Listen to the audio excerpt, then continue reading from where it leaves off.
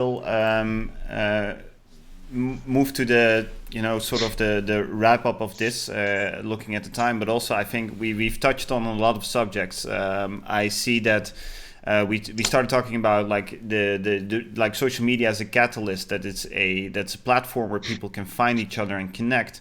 But it's not just for it's now viewed a lot by some organizations as communication tool, and I think what we agreed or what we talked about is that it's actually a place where people express feelings, where it's connected, it's a community. It's not only the technology that allows us to transmit messages to each other, but you should also look at what is happening at the platform in terms of dynamics, in terms of social interactions.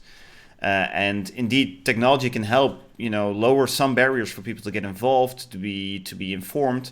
But I think all of us agree that there is a risk of a digital divide. As these technologies become easier for some people, we tend to gravitate towards it. There is a lot of people who don't have access to the technology or the literacy for it. And most of all, and I resonate what Cindy has mentioned several times throughout this call, it is that people still seek human contact, and that as time goes on, this digital replacement is not a full replacement for this contact, especially for people who've been used to it, making this transition.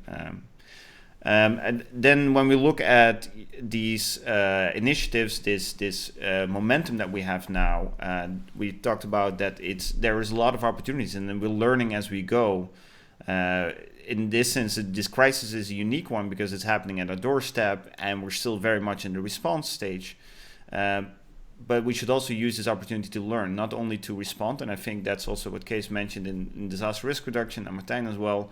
As we're in the eye of the storm, we can, of course, wait, learn later, start putting measures in place, but we can do it now. We can learn now. We become more resilient if we start improving our systems now, not only focus on the immediate needs, especially as this continues. And that applies for not only individuals, but also organizations as well.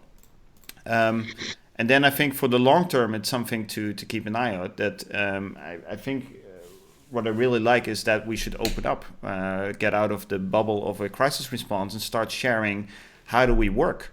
It could be in form of these kind of videos. It could be phone calls, people with questions, people looking for that information that is relevant to them. Not just, everything is on our website, you find the documents, here are the guidelines, but people want more personalized information that is actionable, that they can take into their decision-making process. So I think that is something where technology might play a role as well, is engaging with these communities that are happening online. We often, crisis response organizations look at social media as either something we broadcast to or we take information from and digest it with an AI.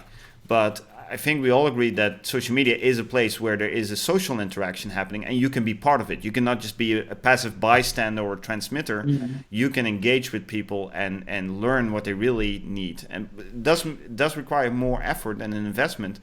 But I think we all agree that in the long term, that engagement, that liaison role and that proxy role will pay off. And then finally, I would like to say, echo what also Kees mentioned. In a lot of lecturing I've done in information management and crisis management, I've talked jokingly about alien invasions, zombie attacks, because I want people to think about the scenarios that seem unlikely. Extreme. Like in the Netherlands, we think a lot about flood disasters, things that we're prepared for. But it's in fact these things turn really into a crisis, the things that we didn't see coming. So it's not just preparing for identifying risks that are known and prepare for it. It's also being prepared for dealing with the unknown situations and being able to quickly adapt and learn from it. Right. Okay. Thank you all for participating this on a busy Wednesday morning, I guess, for all of you. Thank you so much for joining, and I hope you all stay safe, stay connected, and we'll talk soon. Thank you. Thanks for having me.